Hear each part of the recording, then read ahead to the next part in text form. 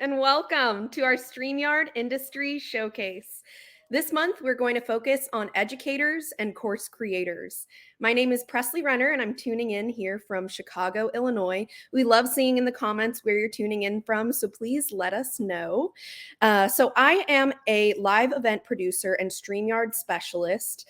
I'm, again, based in Chicago, Illinois, and I'm so excited to get started today. Today's show is extra special, as we will be talking to educators and course creators that love to use StreamYard. I'm lucky enough to have teachers in my life, and I know how the past few years have taken a toll on traditional learning. The educators and course creators of today face unique challenges, and we have watched in awe as they took them in stride and revolutionized education forever. Here at StreamYard, we are amazed as the educators of today continue to give people all over the world the information and the skills that they need. We are grateful to be a part of this educational evolution and can't wait to learn more about the skills, tips, and tricks that our guests have discovered. As we listen and learn, please let us know in the chat how your experience with educational streaming has affected your learning and teaching processes. Feel free to give a shout out to a teacher in the chat as well. I know that I have a few that have changed my life forever, and we would love to hear about your experiences. In this showcase series, we hope to produce content specific to your industry so that we can learn from the professionals and experts on how to best utilize StreamYard with tools, plans, and strategies. Just like you, we seek to build and strengthen our community via live stream and StreamYard streams. While our speakers come from different walks of life and professional backgrounds, we believe that their insights can be helpful to live streamers just like you who want to offer dynamic experiences to their audience and clients. After all of our sessions, you are welcome to stay behind to network with each other by clicking on the appropriate icons on the left side panel. Our closed captioning service is provided by Aberdeen Broadcasting Services, and you can find a link to the separate window below the video. Our ASL interpretation support is provided by MT and Associates. Thank you so much for joining us today, Christina. Our stage chat is to the right on your screen. If you want to focus on the stage content, you can minimize the whole side section by clicking the icon with one vertical line and a small arrow. If you want to participate in a live Q&A throughout the event, please add your questions to our chat so that we can bring them up on screen with Hop In Backstage, powered by StreamYard. To adjust the volume, you can change the settings either on your computer speaker or at the bottom left corner of the video viewer. If we suddenly freeze on screen, don't worry, just refresh the page and it should all go back to normal. Now let's get started and move on to our panel discussion with Kelsey.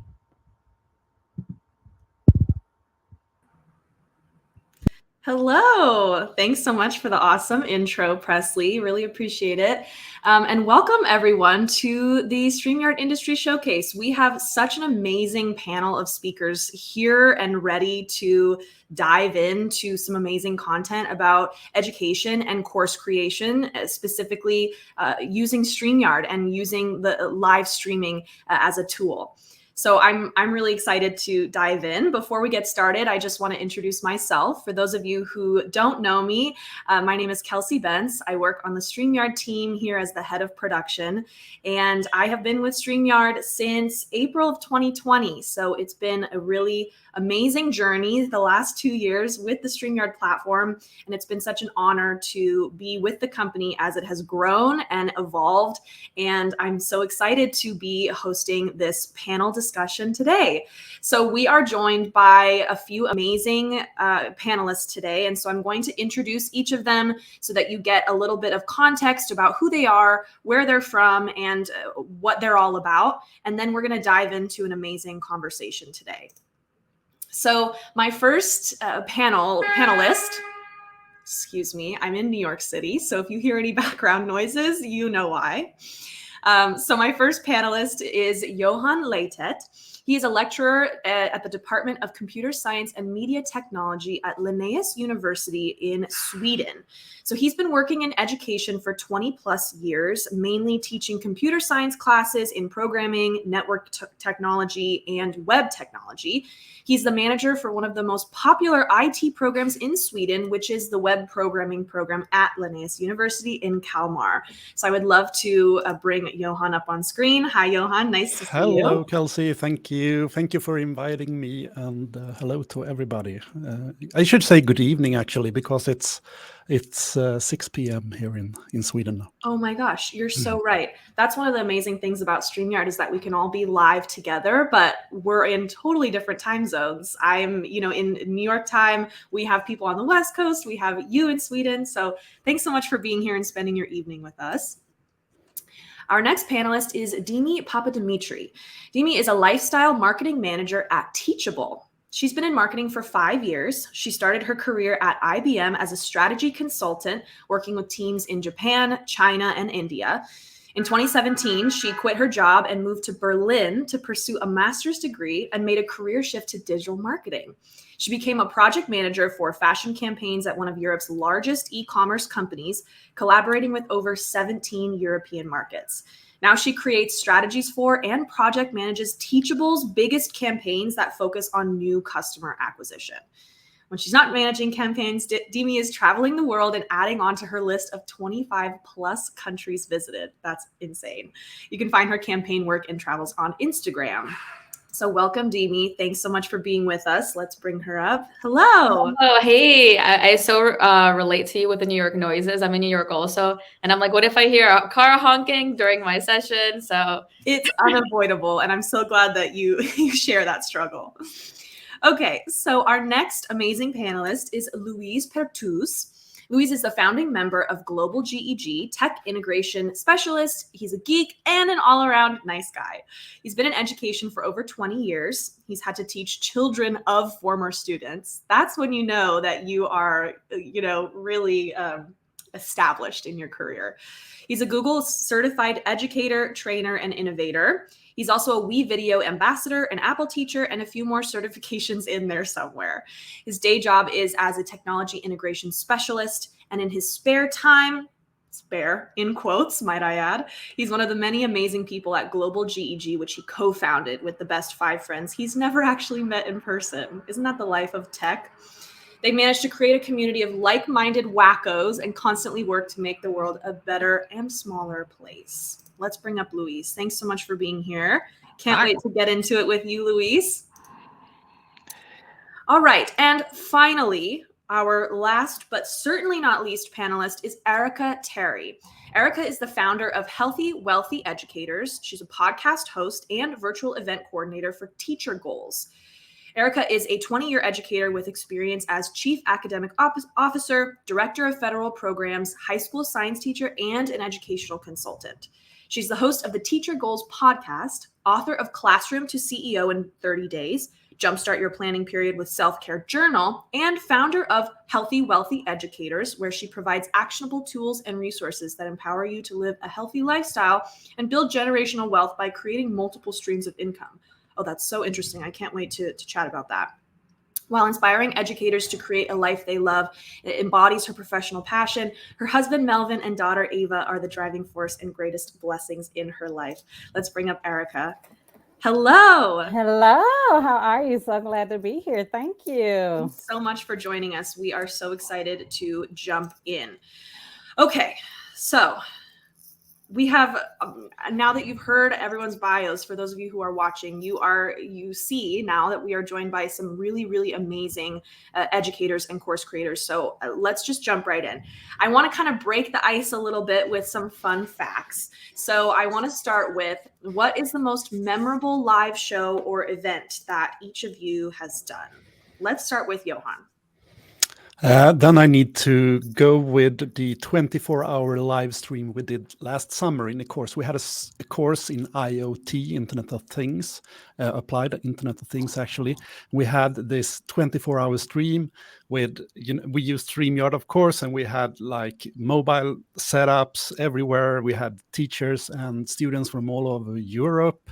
We were sending from beehives that were connected. We were in a ship on a boat down in the hull of the boat, and it worked amazingly. And we did that for 24 hours straight. Took a bath in the ocean, and that was a part of the course, actually, just to get like everybody to feel to be a part of the course, and the students could call in, and stuff like that. It was really fun, actually. Amazing. Where did you stream to? Like, what was your YouTube, just live. So YouTube. it's out there. It's amazing. So we can find it if we want to watch it. Yeah. You'll have to share the link with us later. I will. That's so cool. Okay, Erica, let's go to you.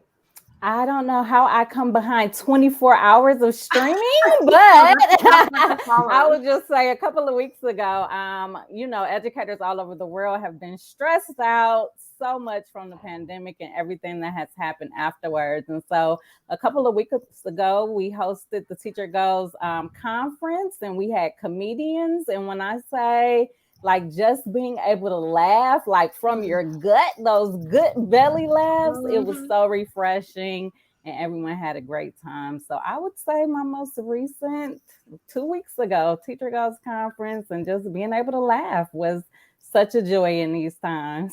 That's great. And I totally agree with that. I'm finding myself looking for laughter. Like, I'm like, how can I have a really good laugh? Because it's so therapeutic, especially in this current time that we're living in. Yes, that's absolutely. amazing. Thanks for sharing that. All right, Dimi, let's go to you. Cool. So last week at Teachable, we had our biggest annual summit. It's a 3-day event, which we host on StreamYard. One of the events on the last day, we had an event with ABC's Shark Tank, Damon John. So I don't know, for those of you who have watched Shark Tank, he's one of the sharks. Yeah. So he was live on StreamYard with us for an event. It was a really cool experience to just like be backstage, kind of show him what kind of features we use for starting the event, and then just like having the whole event there for thousands of people, worldwide to watch. That is so cool. Oh my gosh. Each of these are like building on top of each other. I did not know what to expect, but you are blowing my mind. All right, Luis. Well, I have two. Okay. Since I'm last, Hit I'm us taking with it two. over. We'll take it. We've done it for 2 years running. We don't know we're going to do it for the third year, but we did a Google Educator Level 1 bootcamp, and we set it up so that people would watch our streams and there's like 4 or 5 hour streams, and we had a lot of people who were participating. We had a whole bunch of people who were hosting, and it was so much fun. And we had somebody developed like a leaderboard so we can do it, so you'd get like bragging rights.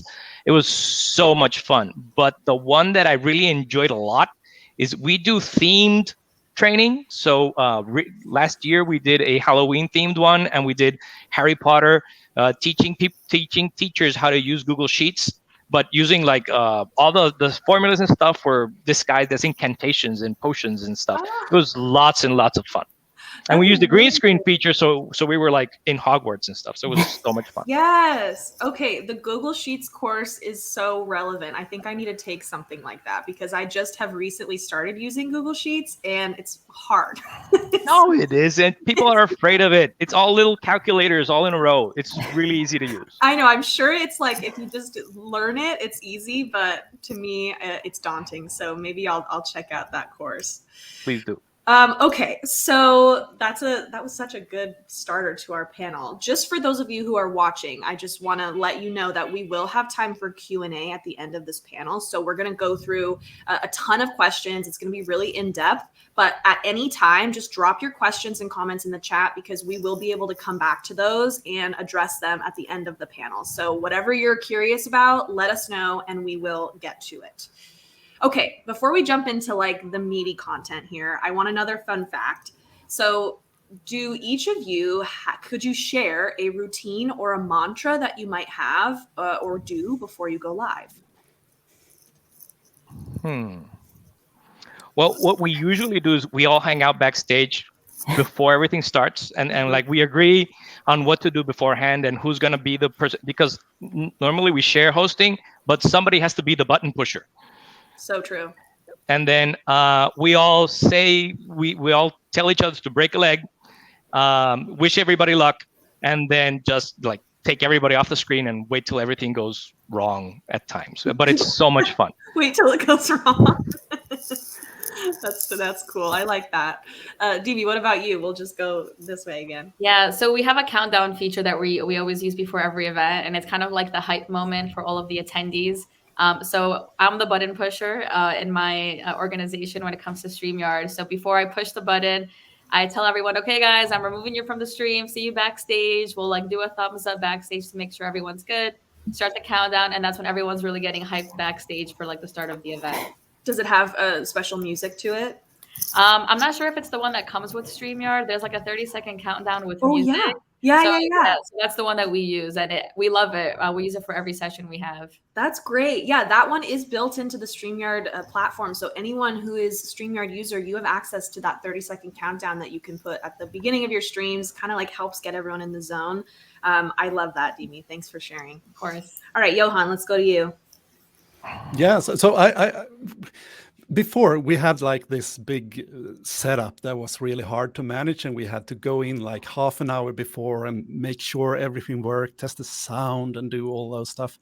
Now we just yesterday we had a stream, and we were standing outside in the hallway in the corridor, and we have a puzzle there, so all the staff is like doing puzzles on their spare time, and we said, oh, aren't we live soon? Yeah.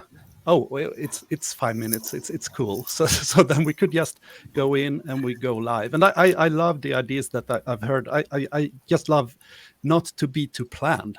I mean, I want to just go in, say something. It might fail. It might be stupid, whatever. But just break the ice. Just go with the flow, and that is what works for us, I think. That's part of the magic of being live, is that you might mess up, you might say something wrong, you might, something might go wrong, someone might be muted, you know what I mean? But like we all make it through, and it makes content a little more human. I have a friend that printed out and made like on foam board little like signs, and he just lifts them and says, "You're muted." You're and it's so much fun. It's hilarious. That's a good idea. There's so many times where I've been in streams where I have to like come on microphone and be like, "You're muted," and just having a little sign would be so helpful. It's a great idea. Okay, Erica, let's go to you. Do you have a routine or mantra? Yeah, so I am very much an introvert, so I have to kind of get myself pumped up. So I have my little playlist that I have, and I kind of just listen to my music, get in my zone, and then 1, 2, 3, let's go. That's amazing. Is it like a specific playlist, or does it depend on your mood what you'll listen to? Well, I have a bunch of different songs on that playlist. Most of them are not educator appropriate, and so I just kind of get myself pumped up with them. Sure. It just depends on my mood that day. Totally. Oh my gosh, I love that. That reminds me of I ride the Peloton sometimes, and I love this one instructor, Robin, and she always says, okay, just letting everyone know this is not a child-friendly music class. Like, if you want your kids, get them out of the room because it's going to be an adult hour. Yes. Okay, amazing. So now that we've broken the ice, gotten a little fun facts going, let's jump right in. The first question of this panel is, how did each of you find StreamYard? I want to hear about your journey and how it brought you to this amazing platform that we all love so much. Anyone can go first. Okay, I'll start then. Well, I don't know how long back to go, but just for reference, 20 years ago, we did a lot of distance students as well as we do now. And then we had like recording with, those Bluetooth mics on the ear. We had no cameras, no nothing. And then we like upgraded. The students wanted us to upgrade, basically said, oh, you need a camera, you need this and that. So I think I heard about StreamYard. I might be wrong now, but I think it was like in 2018, we have like a tech evangelist called Joachim Jardenberg here in Sweden that is trying out all like new services and stuff. Yeah. And he promoted it quite heavily during that period. And that was like right at the beginning. I think it was really early. 2018. Yeah. So that's so cool to hear. So you've known about it since the very beginning. Yeah. And then we left because I might be wrong now, but I remember, I think you couldn't like share your screen and things like that in the beginning. Sure. I can be wrong, but in the original versions, no, it was very pared down. Yeah. So it didn't work for us, and we went with back with like OBS and Wirecast and different more studio solutions. And then I found myself back a year ago, something like that.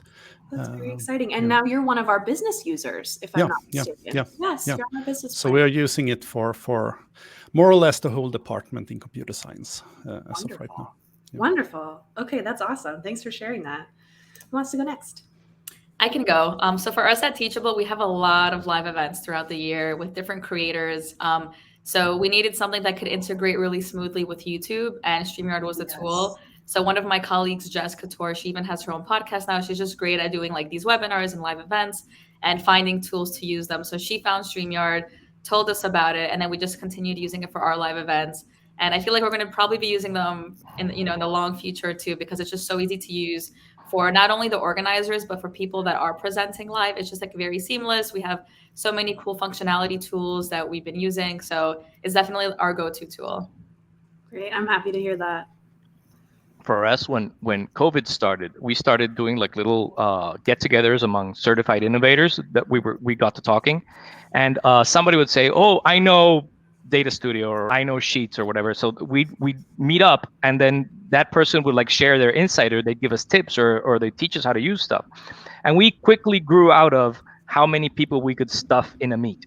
And then somebody somewhere, we saw somebody using your platform, but they were using the free version. So they had puddles up there in the corner. Mm-hmm. And then we said, we Googled what's the streaming app with the duck. And then we found StreamYard, and we started using the free version for a while. Yeah, there he is. And then when we formed like as a formal group, when Global GG got started, then we got support from people at Google, and they gave us a business account. So we had like the full-fledged, full-fat, all the toys, and we streamed to YouTube and Facebook and Twitch and other things. So It's been fun. That's really fun. Yeah, thanks for sharing that journey. How about you, Erica? Yeah, I've been using StreamYard for a couple of years now, and I feel like my story is very much the same, where I was like probably tuning in to someone. I can't remember who exactly. I just know I love the feature with the pop-up comments. Like it was so engaging as an audience member that I was like, what are they using and how do I get access to it? And so definitely just being an audience member and seeing those engagement tools attracted me to it. The comments function is such a game changer. This has always been like, since I discovered StreamYard, I was like, this is it, especially when, we were in 2020 and like no one was able to see each other. We were fully virtual all the time. Like it wasn't safe to like hang out with your friends. That just having that comments function and being able to show them on screen and know that you had people in the audience live with you and interacting with you, that was so special. And I think it was. And for audience engagement, people love seeing when you're answering their questions, and when their name pops up, they're happy. They're smiling because you're talking to them. Yes. Let's see who's in our chat right now that we're on this note. We have Patrick. Hey, Patrick, sharing something about training and meetings. Patrick Jackman, thanks so much for being with us. We have Bill Braun. Oh my gosh, everyone's just sharing tips and tricks. I wasn't even following these comments, but I love this. Upload a video for that, Mahogany. Someone's talking about this. We have Diego. Anyway, thanks so much for being here, everyone. We're super excited that you're engaging in our chat right now. Okay, next question. I'm so excited. We have so much to get through. So what do each of you use StreamYard for? Because I know you are all, of course, in the educators and course creators sort of umbrella, but you each have such specific use cases. So can you dive in a little bit more to specifically how each of you use the platform? Okay, I'll continue since we have this order now. We use it, before we had regular lectures in classrooms, and we recorded those and we sent them to our distance students. We have both students on campus and distance from all over Sweden. But when COVID happened and we shifted to distance, and for us it was like a blessing, because it was so much easier to be focused fully on distance instead of having both this hybrid method. And now we're supposed to go back. So we are kind of struggling right now. We want to continue like this. However, we want also our students to be able to meet us and have like tutoring sessions and stuff. So we are actually using StreamYard right now as just for all recordings, and it's so easy to record. So that makes it easy, and then we can focus our attention on students in more qualitative ways of teaching, like having tutoring sessions and discussions and seminars and things like that, and that we will have in smaller groups. But we get time for that now that we didn't get before. So that's basically the use case for us right now. It's so interesting to hear you say that you like distance learning made everything easier for you, because I think for a lot of people it was the opposite. Like when everything went virtual, I mean, I know from my perspective, I was so not used to technology. Like I was not using it to meet virtually ever. Like everything in my life was in person. And so when we went virtual, it was totally shocking. And actually everything felt harder for a while. And then I was like, oh, this is actually genius. Once I learned how to do everything and that I could, communicate and do everything virtually, I loved it. But it's very fascinating to hear that. Yeah. But as a teacher who has stood in front of those auditoriums full of students, I mean, that gets into your blood as well. So I kind of miss that, but it's starting to transition into this form instead, because I will not go back. We have decided that we will not go back to regular, just having classes with a lot of people and just talking. That we do in this format instead. But now we need to find it's equally as fun to do it like this, and even more so because now I can meet people all over the world. So yeah. Yeah, I like that. Erica, let's go to you. Yes, so I use StreamYard primarily in two ways. The first is as host of the Teacher Goals podcast. So we record live into our Facebook group, YouTube, everywhere, LinkedIn, every week. So having the guests come on, we go through the interview first, and then we do a live Q&A with the audience right there after the interview. So it's an awesome tool to use for the podcast, because then I'm able to just download the audio and boom, add it to the, do a little edits and add it to the podcast platform. So it makes it so easy and engaging for our community. And then also with my courses, anytime I'm doing trainings, I have a membership group. We meet every week. And so it's easy to jump on the platform and, do the trainings, broadcast them out to share content with, everyone in our audience. So definitely for those two ways are primarily how I use StreamYard. That's great. We have a big podcast community who are also live streamers. So, exactly like you said, they use it to host their podcast live and stream out to social media, maybe with the video element, but then they can also just download that audio file and send it to their podcast platform of choice. Just out of curiosity, what podcast platform do you use?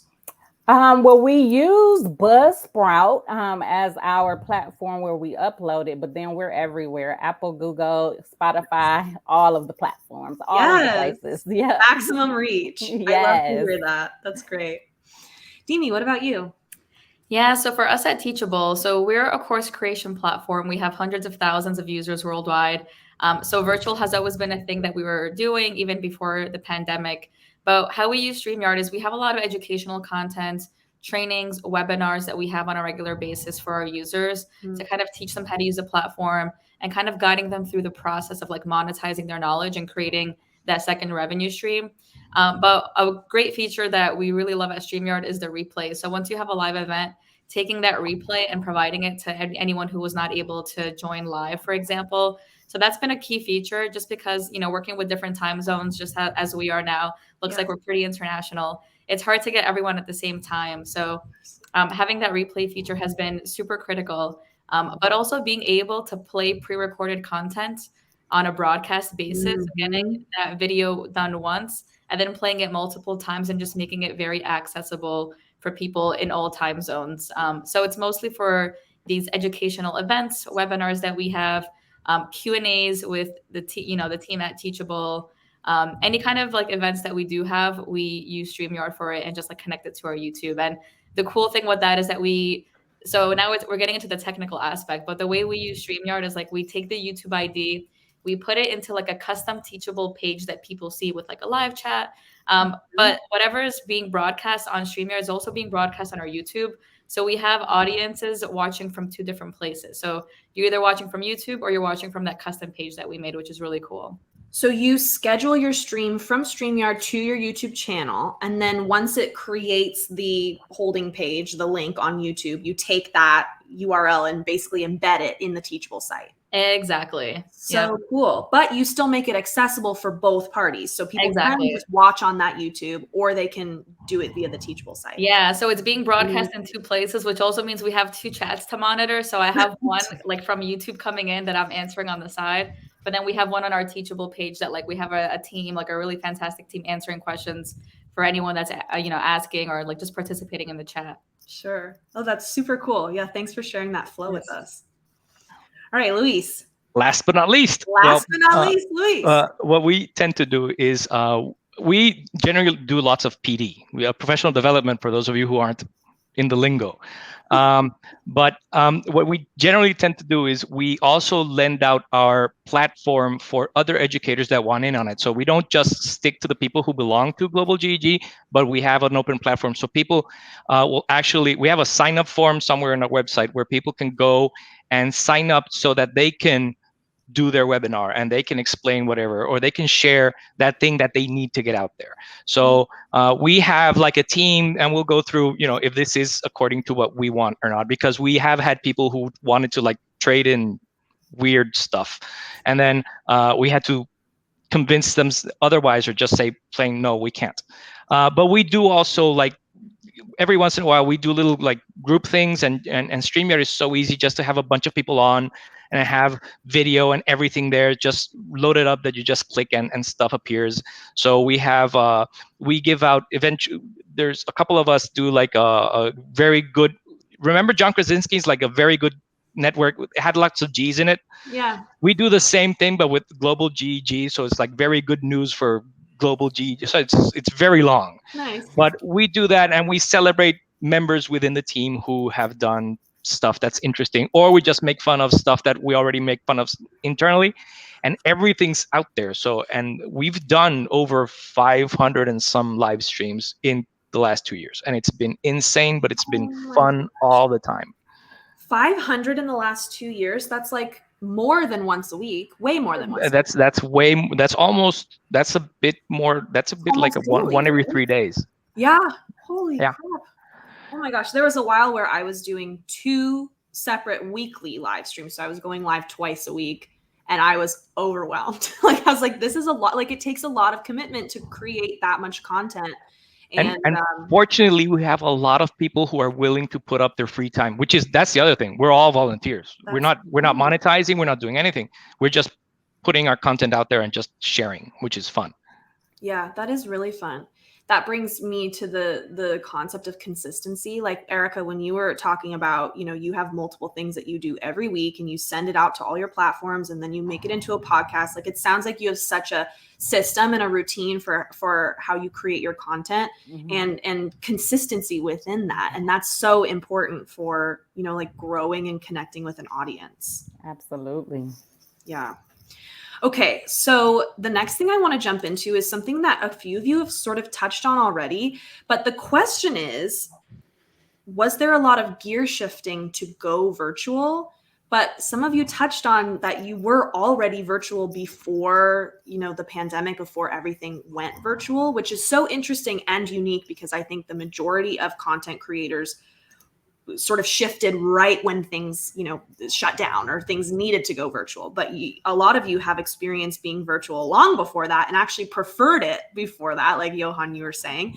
So, this is so long-winded, but I want to hear, was there a lot of gear shifting to go virtual, whether you already were before or not? I would love to hear everyone speak on that. Okay. Go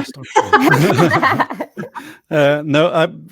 We've been doing this for so long, so I don't remember anymore. We started off in 2003, I think, with virtual. So, but during COVID, I remember that there was a couple of weeks before we actually tried StreamYard. We were doing this, home setup with OBS and green screens, and my computer was just like lagging, and people were trying to call in over Zoom, and I had to like cut them out from the Zoom stream it was just a mess. And that setup took forever, and it was the quality. When I look back at it now, the quality is, it's so bad. So then we shifted to StreamYard, and then we could still again focus on the content instead of like just the tool. Now, Johan, did you feel like, and I would love to hear this from everyone, did you feel like even though you had been doing virtual stuff long before the pandemic, did you feel like there was gear shifting when it came to your audience or your students maybe who were now forced to be virtual and weren't used to it? For the campus students, I think there are studies being made that many campus students have felt quite bad during this period because they are not. I mean, if you're a distance student, you are often prepared mentally I know, and you have started to grow a network online and things like that. And the campus students, when they get just thrown in to be at home, they don't have the tools. They don't. They are not proficient with the distance part, so that they had a problem, and we tried to mitigate that by having Zoom calls where everybody could just join for a Friday afternoon fika or something, and things like that, just to make them hang in there. But it has been tough for them actually. Sure. Yeah, that makes sense. That was definitely me. Like I was still in university at the beginning of the pandemic, and I had to finish my last semester virtually, and it was crazy. Like I was not ready for it. I had no concept of needing to be productive in my home. Like that was so foreign to me. I was always used to leaving the house, being productive, coming home, resting. But then everything changed. And now I've been working at home for 2 years, and I'm like much more equipped to compartmentalize like my workstation and then my relaxation station. So it's interesting to hear you talk on that. Dimi, let's go to you because I think you were also making content before the pandemic. Yeah, so we were making content virtually, but also the course creators on our platform were. But one shift in general that I saw is that more people that were doing in-person events did have to move to digital. So these like digital platforms, it was easier to identify the features that were needed because so many people were jumping on that at once. So these companies like StreamYard and, other types of companies were thinking like, okay, we're getting requests for these type of features. We have to act quickly because we don't know how long the pandemic will be and people need these features. So I feel like it was just like an accelerated growth in terms of the new features that were being added to these platforms to meet the demands of these organizations that were once in person, but now had to quickly shift gears and move to digital. Can you talk about some of the added demands that occurred once everyone moved virtual that weren't really so relevant before that? Yeah, I think one of the big ones is just like capacity of how many people can be on an event live at once. So true. Yeah. So sometimes, there's limits like 200 people live, 500, and, there are events taking place that require like thousands and thousands of people to be able to jump in at once without the video quality being affected, without audio quality, without the live chat breaking, mid. So just being able to support that kind of capacity has been huge, especially at our events. We've seen always thousands of live people, and we always need that ability. But now we have more options out there because everyone has this requirement. So companies are quickly moving up to try to make that happen for everyone. Was that a pretty intense learning curve? Like, was it quite stressful for you guys in the beginning to like adapt, or were you kind of just like, okay, we're on it, we'll do this, it's fine? We had to find hacky ways to get many people on at once, like this double broadcasting. Like some people are watching on YouTube and some people are watching through another tool. So just being able to support that in like various ways, or maybe sometimes limiting the audience. Like, hey, we can't invite everyone to this event. Let's target a specific audience so that we know we're able to support that capacity. Right. And with the StreamYard multi-streaming tool, it sounds like that you were creative about making that work, because being able to send your stream multiple places, you can kind of mitigate like who your audience is, who's going to be where, so that you could figure it out. Exactly. Yeah, that's for sure. Especially when you have like a registration process for certain events and you want to make sure that certain content is gated, like being able to come up with smart solutions has been like a big help. Sure. Yeah, that's fascinating. Erica, what about you? Yes, I wanted to talk about it. For me, the podcast, I prior to everything, I was doing regular, just audio only, able to batch record my interviews. And then I made the shift when I collaborated with Teachable, and we launched this new podcast a few months ago. We made the switch and decided that we were going to do it using this live virtual format. And the engagement has like just been off the charts.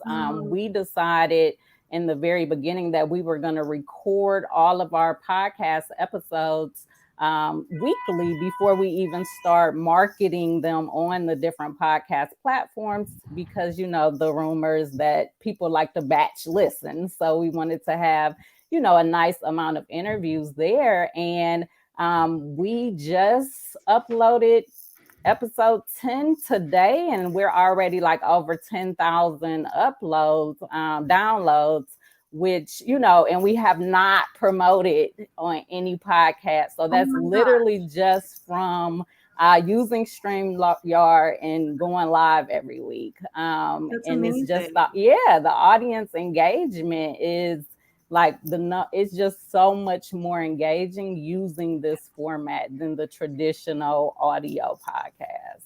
And do you think that's due mainly to the video element, or do you think that's due to reaching people where they're at, like being able to multi-stream to Facebook, YouTube, LinkedIn, like wherever people's preferred platform is? Yes. So we go to like all of the, you know, every social media platform. And then before I bring the guest up, it's all about the audience. So, you know, how you engaged, how are you, you know, where are you from? What do you teach? Just getting the audience pumped up and engaged before we even start the interview.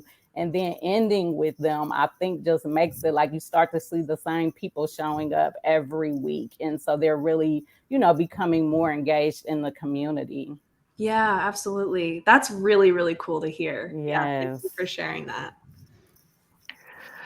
So, our switch to, at work, my switch to remote was, it wasn't entirely painless, but we were already on the Google for Education platform. So like the kids were already used to the standard of, you know, the teacher puts up an assignment and they do their work and they share the content with them. And so that wasn't that hard.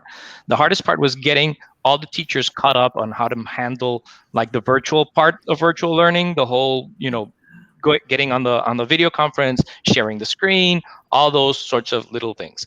I actually convinced the school to purchase StreamYard because we're a Catholic school, so Mass is super important for them. So they do, like, we stream Mass every Wednesday in the morning for our kids. So, and since we already are back, but still Mass is still remote, because we don't want all the kids together in one place. Right. So Mass still happens via StreamYard weekly in our channel. So that's another thing.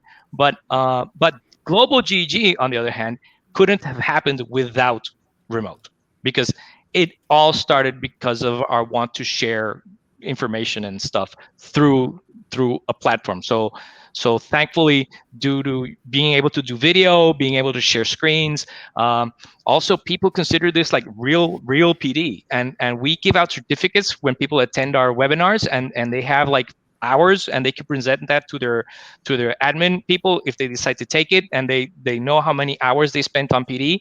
And teachers who for some reason have to do a lot of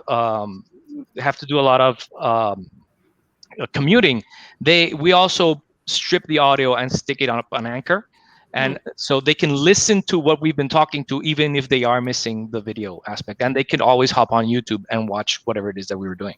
So it helps. For the viewers, Anchor is another podcasting platform where you can upload your audio. And so is that your preferred sort of like audio podcast platform, Luis? Well, it's a one-stop shop, and it really helps because Anchor is so popular that it automatically runs. If you search for it, no matter on which podcasting platform, if you search for us, you'll find us there anyway. So nice. So Anchor is really nice about distributing out to like everywhere, nice. and they work with Spotify, so that helps too, and it's really nice in that sense.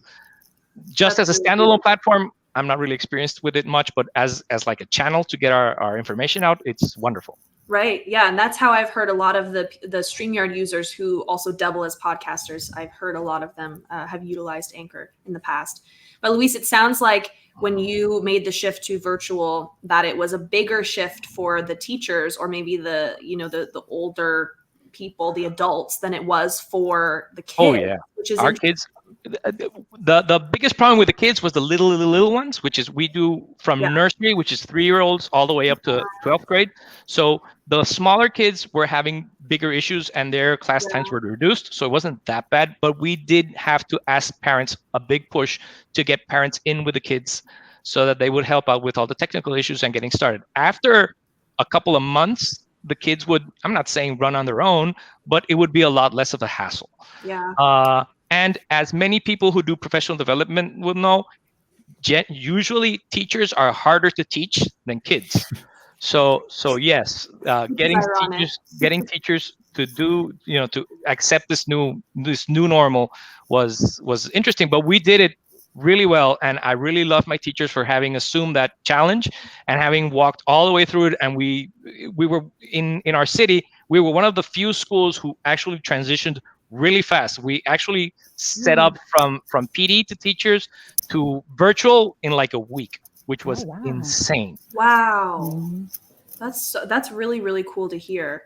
It felt like, you know, in my educational experience, it took so much longer. Like, we were on Zoom immediately, but like, that was it. Like, no one knew what to do. No one knew how to share their screen. Like, no one knew anything. And it felt like such a long learning curve of like, how do we be productive and still learn in this environment that none of us are used to? Anyway, crazy. Okay, so I want to move on to it says rapid firing round, and it might have to be rapid since there's so many things, but like, I do want to get into each of these questions. So I want to know about what other tools you all use in conjunction with StreamYard. Now, we've talked about some podcasting tools already, which is really cool. But I want to talk a little bit about production.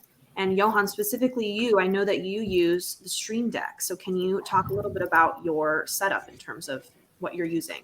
Yeah, it was actually, Kelsey, I think it was the first time I met you. I voted for we need Stream Deck in StreamYard. That was one of your feature requests. So I'm super happy. Yeah, super happy for having the shortcuts there, so you can have your Stream Deck. Doesn't work today when I'm a guest, though. I know. Louis said that you feel so naked when you're not hosting. We are all used to hosting, so it's strange.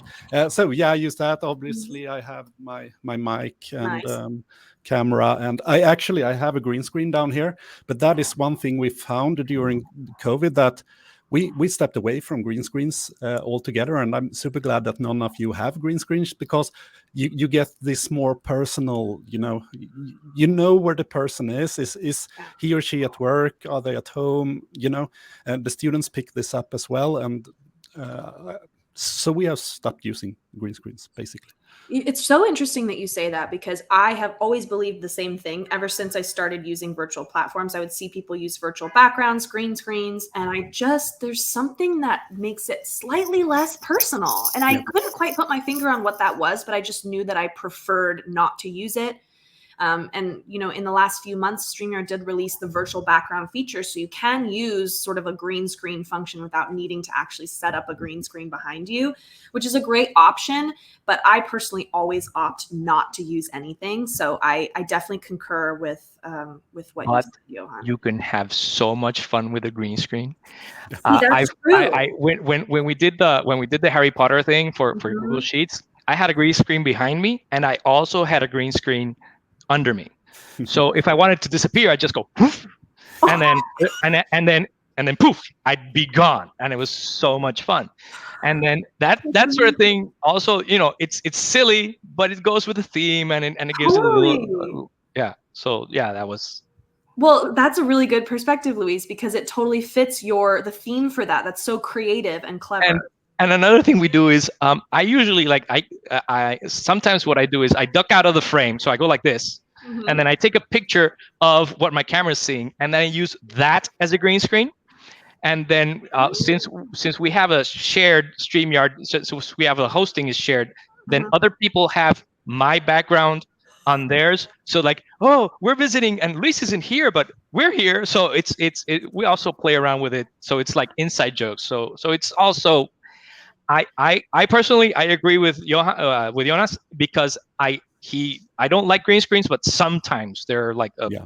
nice I little still detail. have mine, so we can do things like that. That sounds really funny, actually. I should try It that does with my sound students. super fun. I like the idea of screenshotting your background and then like traveling somewhere else and then using it, and then no one knows that you're not in your house. There I you have go. my green screen here with me, and somewhere behind me or somewhere, I have like a roll of green tape that I use to like hang it up. So it's as Oh my gosh, as yeah. you're all set. I love that. Demi, can you speak to your, like, what do you use for your live streaming? Even if it's simple, I would love to hear like what you do to create your streams. Yeah, we honestly do keep it simple. We really like the authentic experience from like, especially for people to know, like, yeah, we don't have any fancy gear here. Sometimes we'll have a fancy mic to just make sure that people are hearing us clearly, or like a professional camera that's like that we use as the video output. But no green screens. I'm gonna try that after this though. This is really interesting. I might try the Harry Potter one too. And then we keep it simple also in terms of like editing. So we use iMovie to edit replays if we need to. Nice. We host things on Teachable. So once a replay is ready, we'll just like put it into like a course. And that's kind of like where we house all the content we create on StreamYard. I love that you are saying this right now. I host a weekly StreamYard 101 webinar, which is sort of like for our new users. And we send them the link just to like give them a crash course on how to set up their account.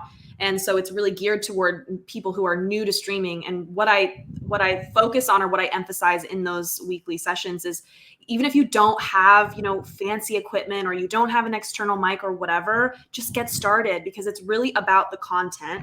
And sometimes it's even more effective when it is simple, because then you can just focus your full mind on what you're saying and how you're connecting with your audience. As long as they can see you, as long as they can hear you, like, exactly. The only tip we give to our speakers is don't use AirPods. We've had live events where the AirPods run out of battery, and then our speaker sounds like Darth Vader from Star Wars, and you can't stop that. And it's like a weird transition to change the mic. But other than that, we tell everyone to keep it simple. We've tried doing like a green screen background, at least on StreamYard or in other tools where we have like a Teachable logo. But sometimes it's flipped. Sometimes like the hair is cut off. So we just keep it authentic to see everyone's apartments as well, or studios.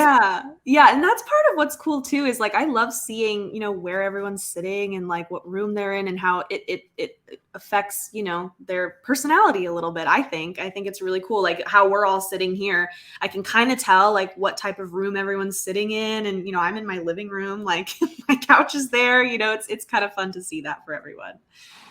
Erica, we love to play around with the overlays. So it helps. So we put up logos for whatever themed event, or if we have like a special guest that's from some company, we'll throw up their logo sometimes. We do have different channels. For those of you who've never seen StreamYard, how it works on the inside, you can have like set up like, is it channels or it's themes? And we have themes with all the stuff that we already have like pre-prepared. So we have colors set up so that we have like themed colors and stuff. Nice. But we usually most of us we have educators, if you don't know, have Canva for free. So if you want like elements, you can use Canva. We also use Google Canva. Oh my gosh. I can't say enough good things about Canva. If you want to design anything, overlays, graphics, Canva. Yeah. Google Slides also is like the Swiss Army tool of like for everything, because it will let you do simple-ish stuff, and then we can do like frames and stuff in Google Slides, and it's a lifesaver. But what we tend to do to people when they get started, we don't tell anybody to do anything, but like the first upgrade you must do is the mic, because like onboard mics on stuff are usually a pain. So sometimes you'll get something like this. So it's a lavalier mic, and they come from they can get really cheap and they can get really expensive. Yeah. Or Blue Audio, they make nice little mics. I have that one at home. I don't bring it with me to work. Yeah, it's that one and the Snowball. The Snowball's also really nice, and it's really, they're not tiny, but they're really good. And audio quality is insane. Yes, it's the Blue Yeti. Can you put a banner up? Blue Yeti. I have the Blue Snowball, which is like the Snowball's almost the same thing. It's just nice and white and round. I think. Yeah, same brand. You can go on that site. They're a little bit more on the pricey side, but I would say like if you're looking to invest, that's a great place to start. And I'm really happy that I got this one. It comes in handy. Also, something really silly that helps out eventually, if you really get into this eventually, like having a second screen, like a for real legitimate second screen, really helps out. And sometimes you'll see me like glancing over there because I have my other screen where I have like the where we have our document that we worked up together. Yeah. So if I need to refer to something, I don't have to switch around here with different windows and stuff and make sure, and then I get lost and then I can't find the window where the StreamYard is at, and it drives me insane. So like the main screen with the camera gets, you know, what I'm doing, and then everything else goes up on the way. Or I'll do it the other way around. If I want to do, if I'm teaching like something that I need to be doing something on the screen, and I'm looking at it, so I put StreamYard on the other screen, and then I'll leave whatever it is that I'm teaching, whatever it is that I'm showing here, so that since I have to look at it and, you know, drag the mouse around and do, then you'll see me actually looking at the screen, not looking off like that, like some weirdo. Yeah. Pro tip. Okay, we're going to jump into Q&A in just a moment, but Erica, I want to hit you and see what your setup is before we move on. Yes, so I use a lot of the same tools everyone talked about, but two things that everyone should have. The mic, I agree, but you could just use something as simple, and I use this because I'm all about keeping it simple, and I want people to see you don't have to have, like, I use a fancier mic for the podcast, but like these headphones came with my Apple iPhone like years ago, right? So you can just use those same tools. And then the second thing you have to have is a good light, like the ring light. If you're going to make an investment, invest in your ring light. So ring light and just some cheap little headphones with the mic, and you'll be good to go. It really does make all the difference. I mean, people ask me what kind of lighting I use. And obviously, like, I have these lights in the back and I also have some lights in front of me, but the ring light is what makes the biggest difference. I'm turning it off so you can get that sense. Like, that's totally different. Do you know what I mean? Like, there's so much shadow. And this was maybe like $10 on Amazon. Right. Like, all the difference. Mm-hmm. So I'm glad you brought that up, Erica. Thank you. Okay.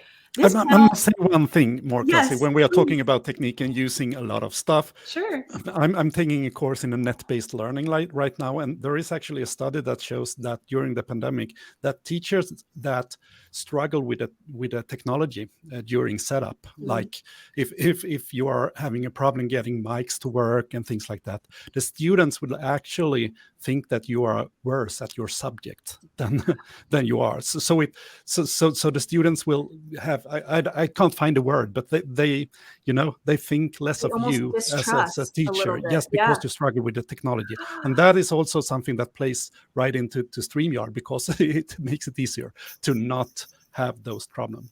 That is so interesting. But I see how that could cognitively work, even subconsciously. Like, it's harder to feel like you can trust someone to learn from them if you're not able to hear them, or you can't see them, or, you know, there's things happening, that's really fascinating. Thank you for mentioning that. Okay, we have 3 questions I want to answer. Hopefully we can make it through. We only have a few minutes left. This has flown by. What a good conversation. Okay, so from Anise, do you have any suggestions on how to encourage more comments and engagement from viewers? I have a difficult time getting my audience to engage and realize that they can comment live. That's really interesting. Demi, do you have any thoughts on that?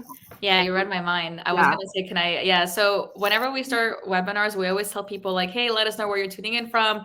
Type 1 if you're this kind of person, type 2, and we read it out loud. Like, okay, it looks like Erica says 1. Okay, Michael says 2. So we read it out loud so people know it's live and they want to join. And once they hear the first few live mentions, everyone's typing away. They want their answers to be read. So that's one way.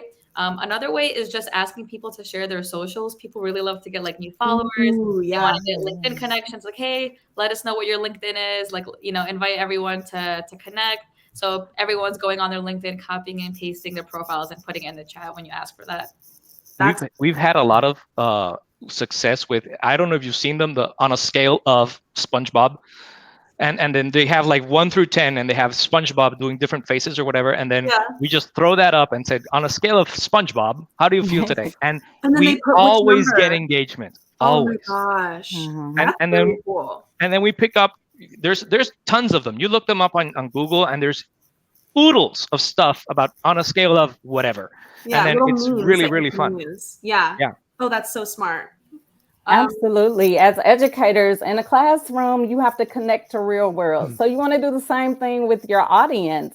Think about, I know my audience is teachers. So right now, a lot of them are on spring break. So I'll toss out a question like, where are you traveling? What are your spring break plans? Something that I know kind of is going to cocktail resonate with my audience. Right. And so just think about like, what are they doing? What are they watching?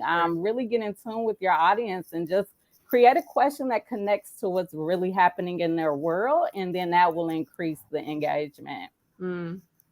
Johan, any thoughts on that? It's a really good question. I'm at the same. I have the same problem.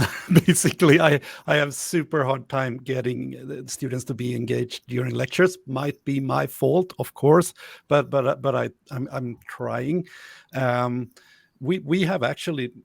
We have separated the viewers from us. This might sound weird, but hold on.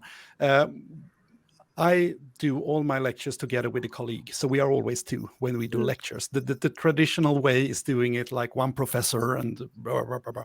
But we are always two. So we get like a discussion going during the lecture. Nice. And we get comments from students, but not too many. Then we reuse those lectures sometimes, and we have other ways of engaging with the students. So we might have peer instructions following a lecture, for instance, with like quizzes and stuff like that. So we separate it in that way. But so I have no answer of how to engage viewers, basically.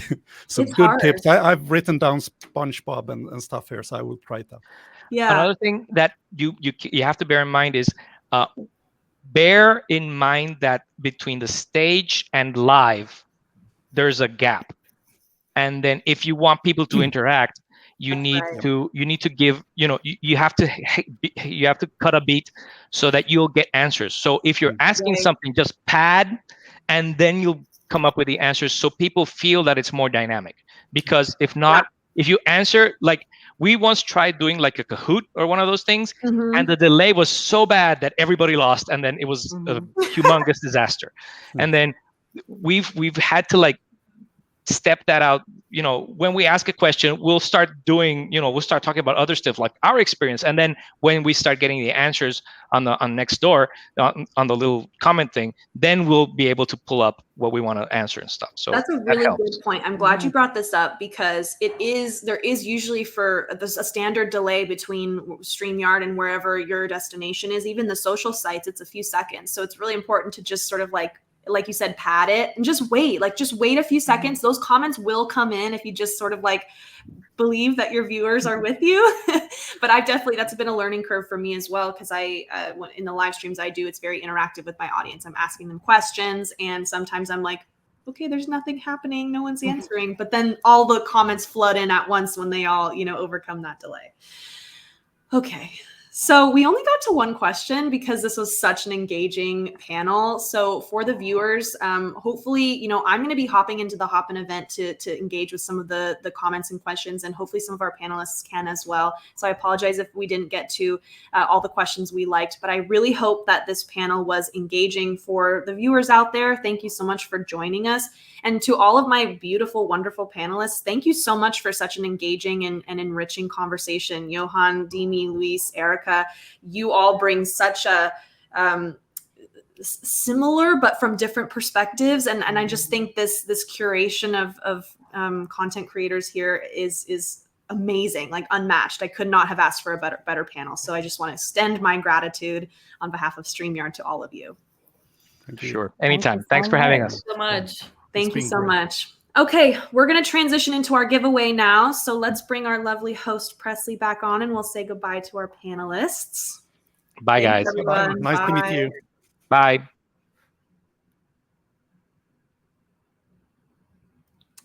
Oh, how's it going? What a great convo that you guys had. Yes, that was amazing. I mean, I felt like I could have kept going for another hour. Yeah, seriously. Just endless content. I feel like this is one of our most content-packed episodes of all time, as far as the tips and tricks that I feel like everybody gained. Such an active chat, just really amazing to watch. Yeah, I agree. Oh, I feel like I missed a call to action. Okay, so I want to go over this since I already said goodbye to my panelists, but I do want to shout out everyone's social media and what they're working on. So, and we have banners, I think. So Mylon, can you show these banners while I say? So for those of you who are out there watching, if you want to learn more, each of these amazing panelists obviously is working on some stuff at the moment, which is why it makes them so cool. So Erica is doing a Teacher Goals podcast drop, and she has a journal on Amazon. So there's a link here that we can show. The next one, Luis, is kind of TBD as we transition between in-person and virtual shifts. So there's a little bit of uncertainty, but you should follow him on his social media channels. And then Dini, it has a huge competition on the 1st of April, which is the next big creator search, 100K. And there's a tracking link. So you can go to this link on the on-screen banner, and you can include you can just go there and navigate to that site. And then for Johan, he has a puzzle live stream and a social moment to check out. And so we have a YouTube link for him down there. Apologies that I kind of had to rush through those call to actions. I wanted to give more time, but our conversation was just too enriching. So give all of those a check out for all of you who are watching. Okay. Beautiful. Let's go now to our giveaway. Yeah, so we have our giveaway as usual, one of our favorite parts of the episode. So in the comments, please start typing hashtag SY Showcase in order to be eligible for the giveaway. Today we are giving away a water bottle and a hoodie. So big win today for 2 lucky winners. So make sure to comment as quickly as you can so that we can get you involved in this giveaway. Let's see that banner again, Mylon. Yeah. Yes, that hashtag SY. I guess it's right on the screen as well. So there we go. There's that. Okay, 5 entries. Here we go. And while we're entering, I'll just let you know that the recording to this show is going to be shared via email this week. So stay tuned for that if you missed anything or you want to check anything else out. Absolutely. All right. Looks like we're getting up there with our entries. 59. Yeah, we'll wait a few more seconds. Yeah, let's see if we can hit maybe 70 or so. That would be good.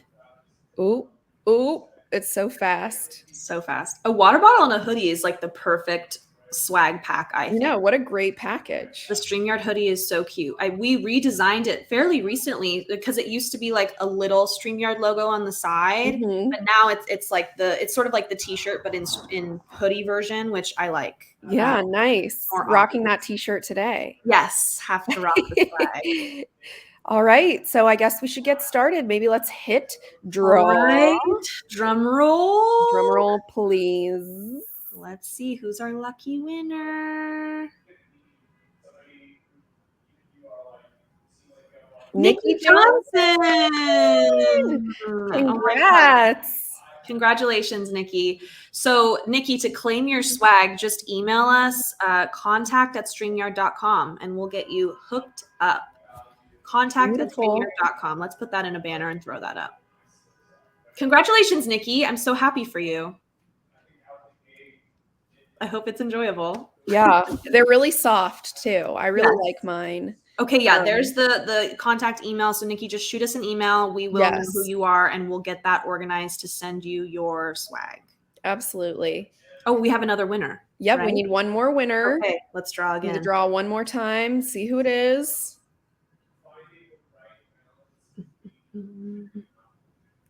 Oh boy, Terrence Johnson. Terrence Johnson. Congratulations, Terrence. Congrats. All right.